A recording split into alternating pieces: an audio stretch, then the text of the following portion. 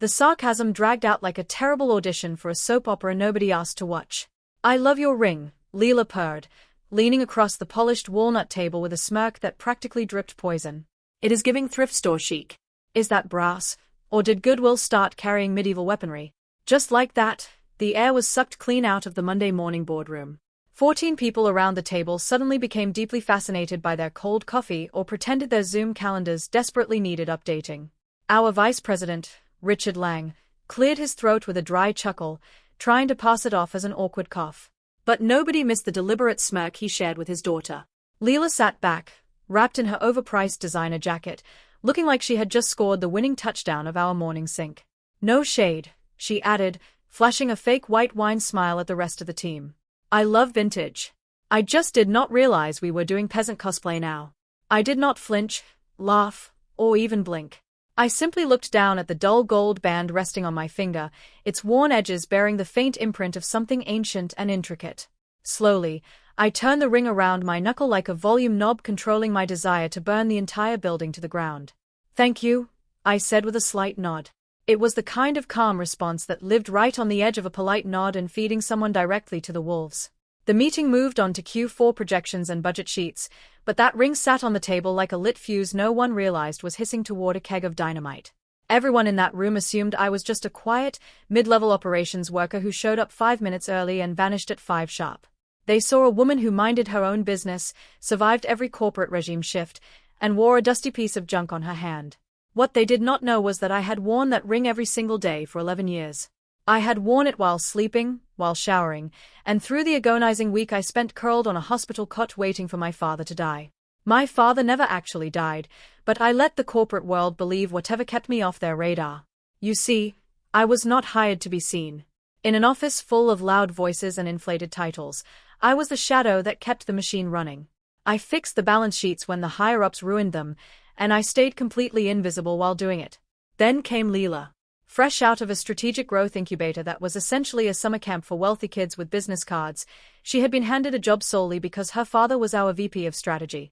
From day one, she treated the firm like her personal reality TV show. She talked over senior analysts, mispronounced basic financial terms, and treated the support staff like restaurant servers. But nobody corrected her because of her last name. I observed her in total silence for months. I noticed how she copied ideas directly from old Slack threads and presented them as her own.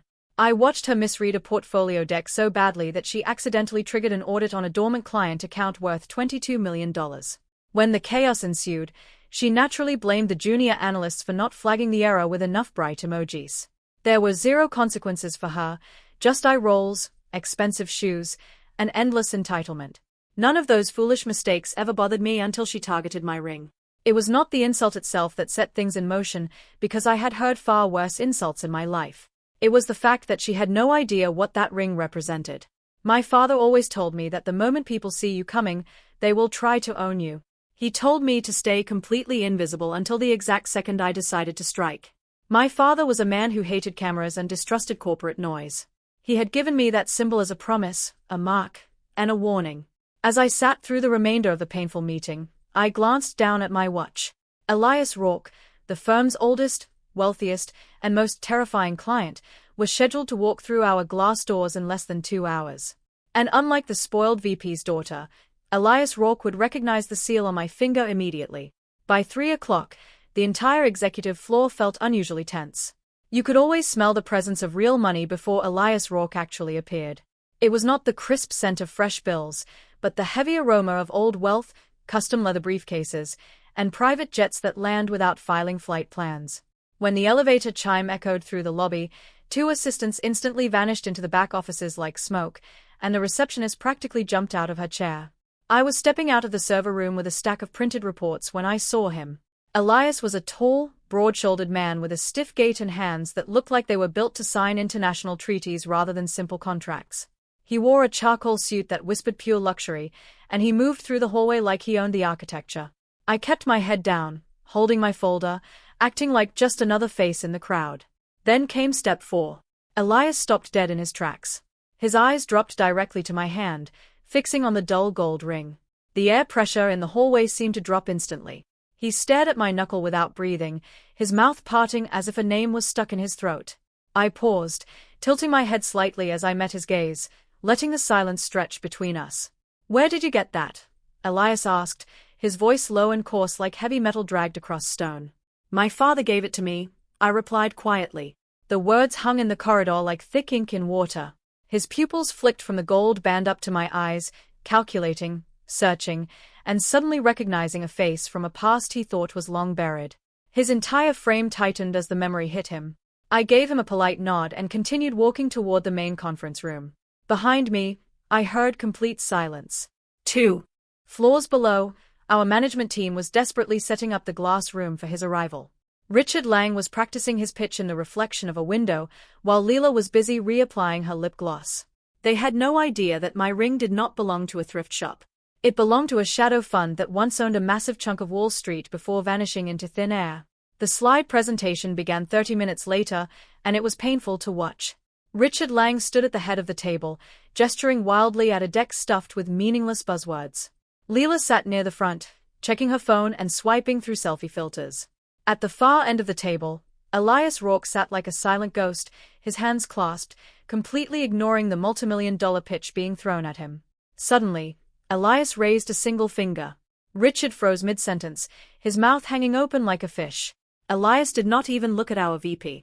Instead, he stood up slowly, walked past the executive suite, and stopped directly at my quiet chair in the back row. The entire room turned to watch, their eyes wide with confusion as the billionaire leaned down toward me. Where did you get that ring? He asked again, his voice echoing in the dead quiet room. My father gave it to me before he disappeared, I said smoothly. His name was Harrison. Edmund Harrison. The reaction was immediate. Elias Rourke went completely pale, a ghostly gray color draining all the life from his face. He took a step back, his jaw clenching tightly as he stared at me in disbelief. Lang sputtered from the front of the room, asking if everything was all right with the presentation. Elias turned slowly, his eyes dark with anger as he addressed the room. This pitch is officially over, he announced coldly. Whatever deal you thought was happening here today is completely dead. Then, looking back at me with a subtle nod of respect, he added that we would be speaking very soon before walking out the door. The aftermath was glorious chaos. Lang stood frozen in shock while Leela looked like her entire world had just glitched. Within an hour, rumors were flying through the copy rooms and break spaces. People were whispering about my father's name, realizing he was the legendary investor who had vanished after rescuing our firm from total collapse decades ago. My inbox was suddenly flooded with emails from executives who had ignored me for 6 straight years. Later that afternoon, Richard Lang tried to salvage his pride by ambushing me outside his office.